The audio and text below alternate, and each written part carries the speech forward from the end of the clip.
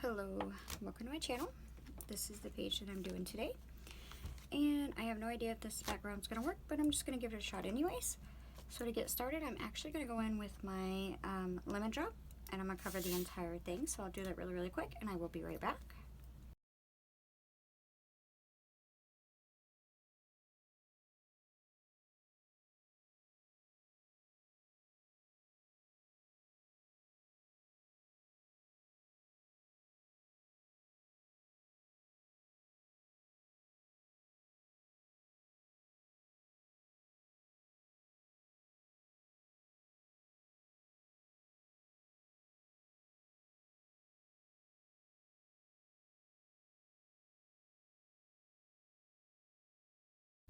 Okay, so now what I'm going to do is I'm going to take Blue Hawaiian and Island Parrot, and I'm going to put me out a little bit on my mat here of each one.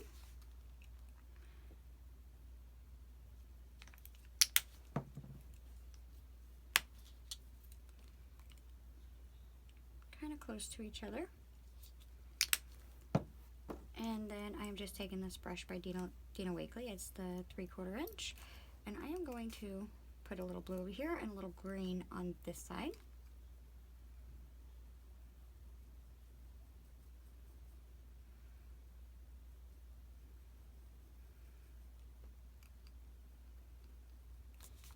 And I'm just going to go in and start making little swirls.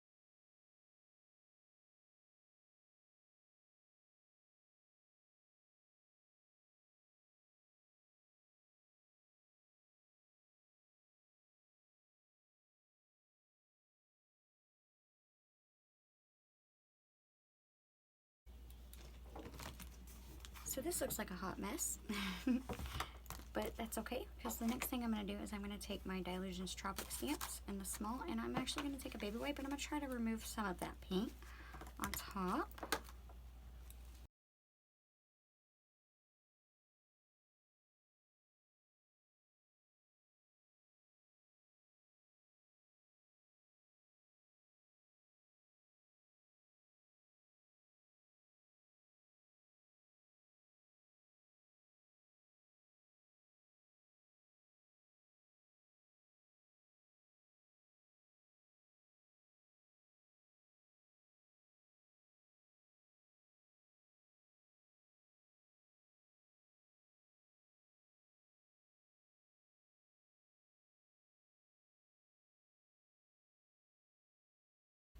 And now I'm going to go in with some of the Island Parrot ink spray and the Dylusions Martha's Most Massive Matte in the small, and I'm just going to go in a few random places.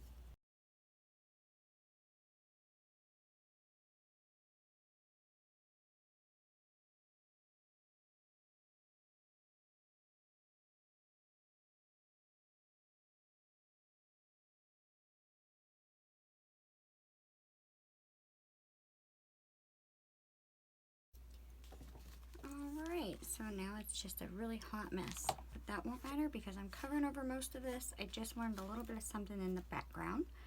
And what I'm using is, this is the large mask from the Ladies Who Lunch stencil.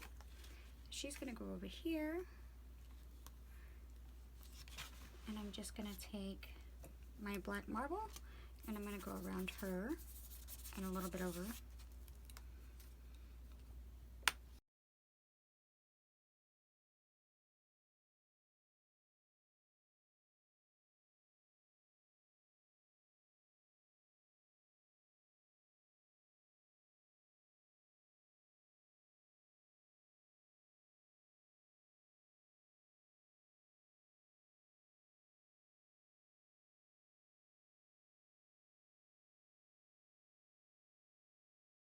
Alright, and now for this side I have the little teardrop or raindrop from the Dylusions Masket, and I'm just going to put one down here and one up here. I'm going to go around it with the black as well.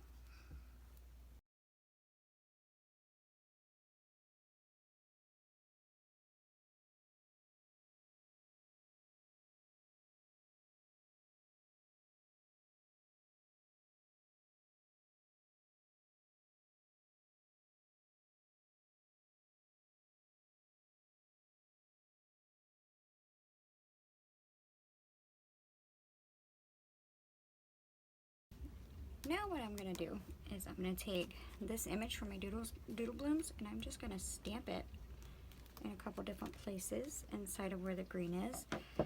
If you had a different color other than black back here, because you will be able to kind of see some of the lines or whatever, but I'm not worried about that, then you would want to put your stencil on top and then stamp on top of the stencil, but I'm not worried about it.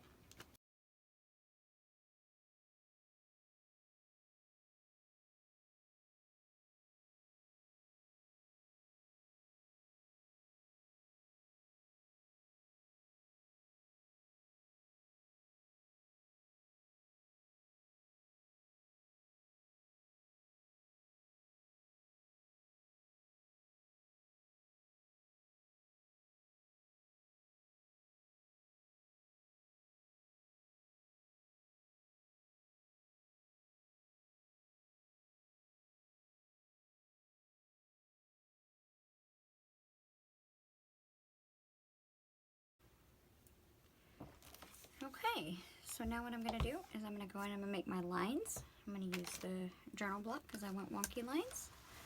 And I'm going to do the big line, little line all the way down.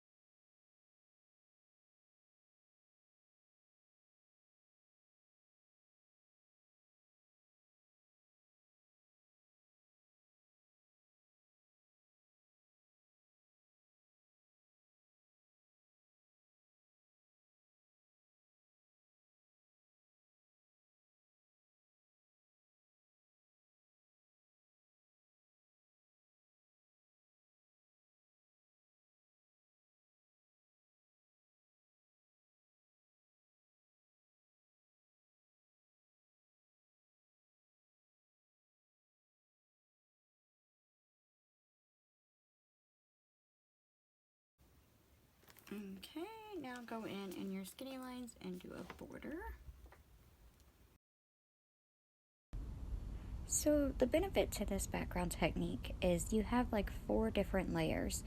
You make the bottom be as messy as you possibly can, and then you take a stencil and you wipe some of it off, and that gives it an even different layer, and then you'll use a different stencil on top of that to give it yet another layer.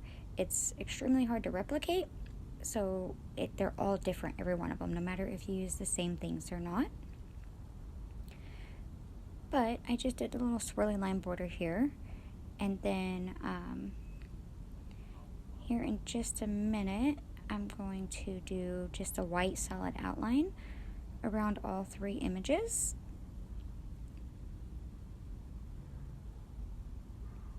My pen was running out of paint, so I kind of fought with it. I should have just grabbed a new one, but that's okay. I persevered and got it done.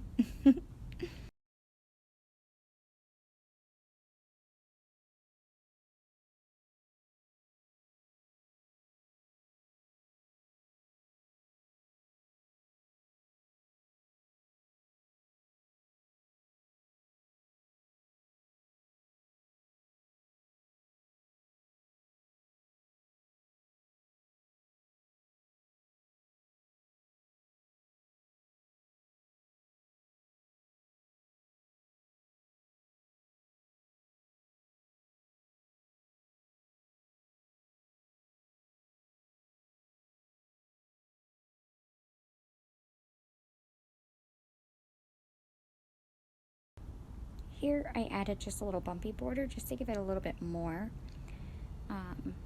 because in the background where it's all black, I'm actually going to go in and just write random thoughts, but I try to do them as messily as I can. I do struggle with messy handwriting, so I think it wasn't as easy as some make it look to be for me for some reason, but I just wanted that effect of, you know, random handwriting in the background.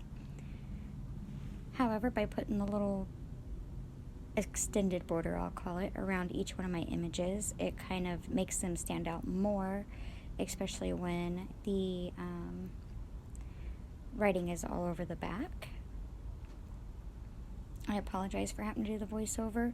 I'm not sure what's going on with all of the oh my goodness, sound. It just kind of sounded robotic past this point. This was the next day because I got pulled away. We went to my father-in-law's house. Here I decided I wanted to have a solid black with a little bit of wording on, I'm just going to say word image thing. So I just wrote "Stay Humble," and I'm just going to put it right there in the middle, but I wanted it to stand out amongst everything else. So I wrote that, and then I did a wonky line border around it, which is actually my favorite border. And because it's going over the middle, I'm just, after I put the all the messy writing down, as you can see, it takes me a long time because I try to make it look as sloppy as I can. You don't really want it to be legible. I mean, I guess if you want it to, you can, but that wasn't what I wanted it to be, so I tried my best. But here in just a few minutes, after I get all this written down, I'm actually going to take that little word block there, and I'm going to put double-sided tape on it and cut it in half so that way it doesn't pull up whenever I close the book, kind of like I do with all my other images.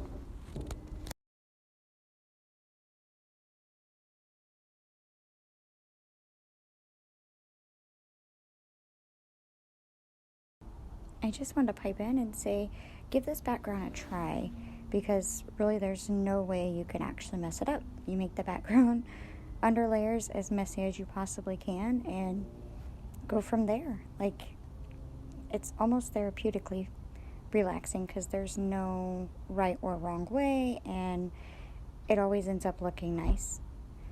So I hope there's something in this video that gives you guys inspiration for your journal pages, and if you like the video, please give it a like. I thank you so very much for watching, and until the next time, I hope you stay safe, stay warm, and I'll see you later. Bye bye.